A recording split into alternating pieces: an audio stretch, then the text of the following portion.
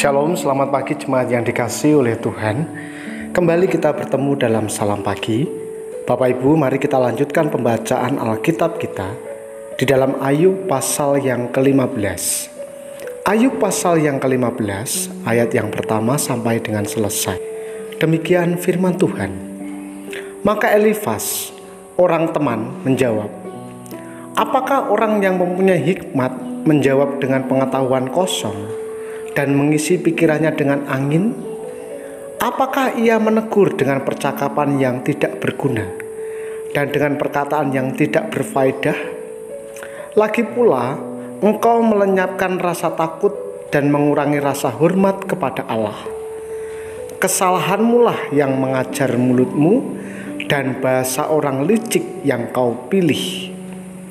Mulutmu sendirilah yang mempersalahkan engkau, bukan aku. Bibirmu sendiri menjadi saksi menentang engkau.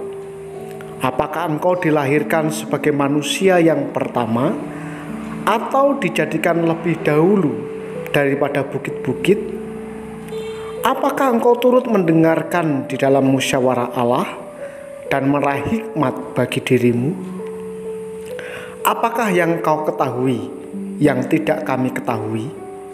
Apakah yang kau mengerti yang tidak terang bagi kami? Di antara kami juga ada orang yang beruban dan yang lanjut umurnya, yang lebih tua umurnya daripada ayahmu. Kurangkah artinya bagimu penghiburan Allah dan perkataan yang dengan lemah lembut ditujukan kepadamu? Mengapa engkau dihanyutkan oleh perasaan hatimu dan mengapa matamu menyala-nyala? Sehingga engkau memalingkan hatimu menentang Allah dan mulutmu mengeluarkan perkataan serupa itu? Masakan manusia bersih, masakan benar yang lahir dari perempuan? Sesungguhnya para sucinya tidak dipercayainya, seluruh langit pun tidak bersih pada pandangannya. Lebih-lebih lagi orang yang keji dan bejat, yang menghirup kecurangan seperti air. Aku hendak menerangkan sesuatu kepadamu. Dengarkanlah aku, dan apa yang telah kulihat hendak kuceritakan, yakni apa yang diberitakan oleh orang yang mempunyai hikmat, yang nenek moyang mereka tidak sembunyikan, ketika hanya kepada mereka negeri itu diberikan, dan tidak ada seorang asing pun masuk ke tengah-tengah mereka. Orang fasik menggeletar sepanjang hidupnya. Demikian juga orang lalim selama tahun-tahun yang disediakan baginya. Bunyi yang dahsyat sampai ke telinganya. Pada masa damai ia datangi perusak. Ia tidak percaya bahwa ia akan kembali dari kegelapan. Ia sudah ditentukan untuk dimakan pedang. Ia mengembara untuk mencari makan, entah kemana. Ia tahu bahwa hari kegelapan siap menantikan dia. Ia ditakutkan oleh kesesakan dan kesempitan yang menggayahinya laksana raja yang siap menyergap. Karena ia telah mengedangkan tangannya melawan Allah dan berani menentang Yang Maha Kuasa. Dengan bertegang leher ia berlari-lari menghadap dia dengan perisainya yang berlapis tebal. Mukanya telah ditutupinya dengan lemak dan lapis lemak dikenakannya pada pinggangnya. Ia menetap di kota-kota yang telah hancur, di rumah-rumah yang tidak dapat didiami orang, yang ditentukan untuk tetap menjadi reruntuhan.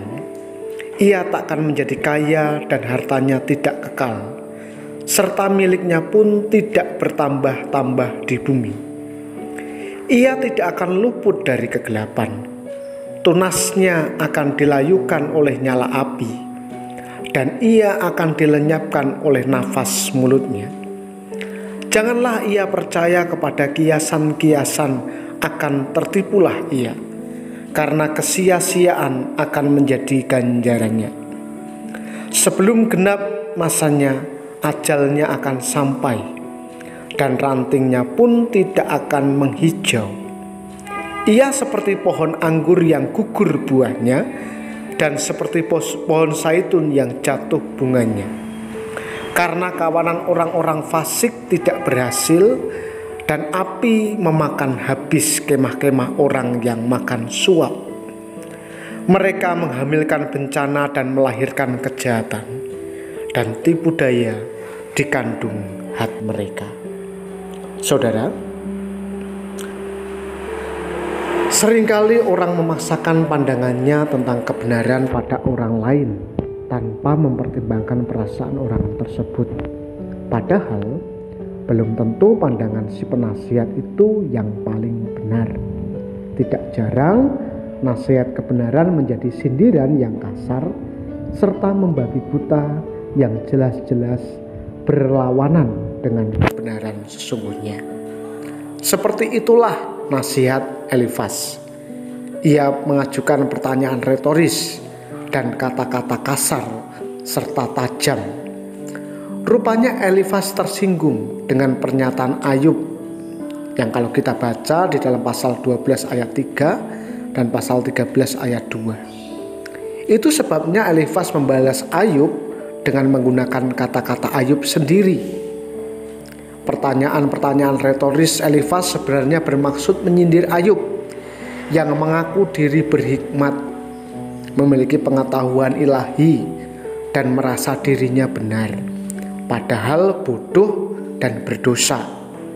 Sedangkan kata-kata kasar serta tajam Ayub hanya menyamakannya dengan orang fasik. Nah, dimulai dari ayat 20 sampai ke 35, Elifas kemudian menguraikan panjang lebar tentang nasib orang fasik. Orang fasik sepanjang hidupnya akan menderita ketakutan dan akhirnya binasa oleh karena hidup mereka yang menentang Allah. Ucapan Elifas ini menciptakan tembok pemisah antara Ayub dengan ketiga temannya. Perkataan Elifas ini mempertajam suasana yang tidak enak menjadi konflik yang terbuka.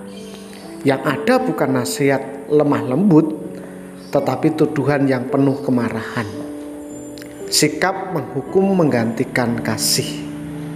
Memang kita harus berhati-hati dalam menasihati orang lain. Jangan gegabah memutlakkan pandangan kebenaran kita. Jangan pula menuduh tanpa bukti-bukti yang jelas, apalagi dengan kata-kata keras dan kasar. Bila nasihat disampaikan dengan kesombongan, hasilnya adalah pertengkaran, kemarahan, dan sakit hati. Kebenaran harus disampaikan dalam kasih. Itulah inti pembelajaran kita pada pagi hari ini. Mari kita berdoa. Bapa, kami mengucap syukur untuk kebenaran firman-Mu yang terus menuntun dan mengajarkan kepada kami untuk hidup bijak di tengah-tengah keluarga dan masyarakat. Agar ketika kami memberikan nasihat, dorongan dan motivasi, kami tidak memaksakan kehendak kami, melainkan kami melandaskan semuanya dengan kasih. Hamba-Mu berdoa untuk jemaat Tuhan di GKMI Salatiga maupun di cabang. Tuhan berkati semuanya sepanjang hari ini. Biarlah sepanjang hari ini ketika kami beraktivitas, hidup kami bersandar dan percaya kepada Tuhan sepenuhnya. Kami menyerahkan jemaat yang sedang sakit, yang bergumul dalam pekerjaan, bergumul dalam studi, semuanya Tuhan berkati. Dalam nama Tuhan Yesus kami berdoa dan mengucap syukur. Amin. Tuhan Yesus memberkati kita semuanya.